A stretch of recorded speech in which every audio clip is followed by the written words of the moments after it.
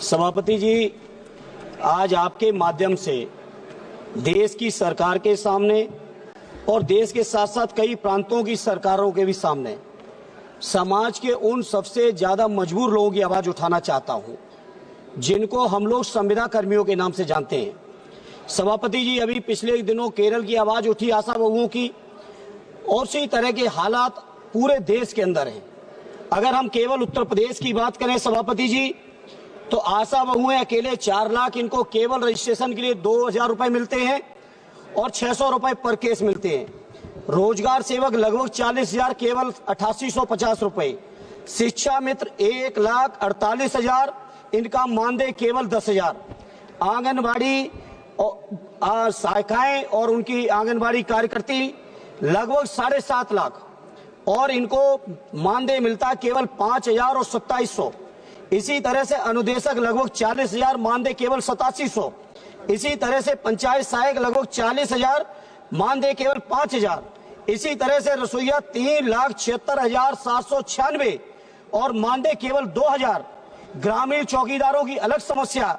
सभापति जी, मैं आपके माध्यम से केंद्र की सरकार, जिसने लगातार वादे किए रोजगार देने के, लगातार भाषण चलते हैं 5वीं अर्थव्यवस्था के, आखिर ये अर्थव्यवस्था, आखिर ये इतना जो देश के अंदर संपन्नता, जो डंका बजा रहे हैं बीजेपी के लोग, जो बातें करते हैं बड़ी बड़ी, जो बातें करते हैं डबल इंजन की, जो बातें करते हैं दुनिया में सबसे बेहतर इकोनॉमी की।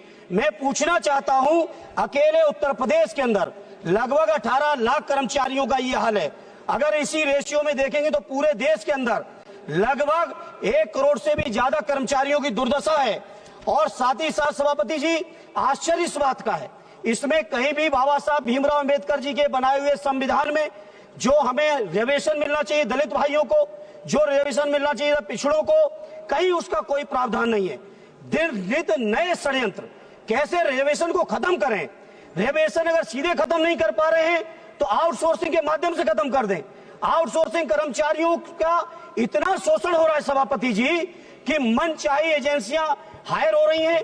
वो एजेंसियां अगर 10,000 रुपए सरकार पेमेंट करती है तो 3,000 से ज्यादा पेमेंट कर्मचारियों तक नहीं जाता है। सभापति 1 मिनट लेंगे बस, बहुत महत्वपूर्ण सभापति जी। इसलिए आपके माध्यम से मेरी मांग है, इन तमाम संविदा कर्मचारियों को सरकारी कर्मचारियों को दर्जा मिले, इन कर्मचारियों की भर्ती में आरक्षण हो, इन कर्मचारियों की भर्ती के लिए जो सुविधाएं हैं, उनके कल्याण की, परिवार की, ईपीएफ से लेके तमाम सुविधाएं, वो सुविधाएं मिलनी चाहिए। सभापति जी, इस बात से आप सोचिए, अकेले उत्तर प्रदेश के अंदर 1500 से ज्यादा शिक्षा मित्रों ने आत्महत्या की है। बैठे रक्षा मंत्री जी।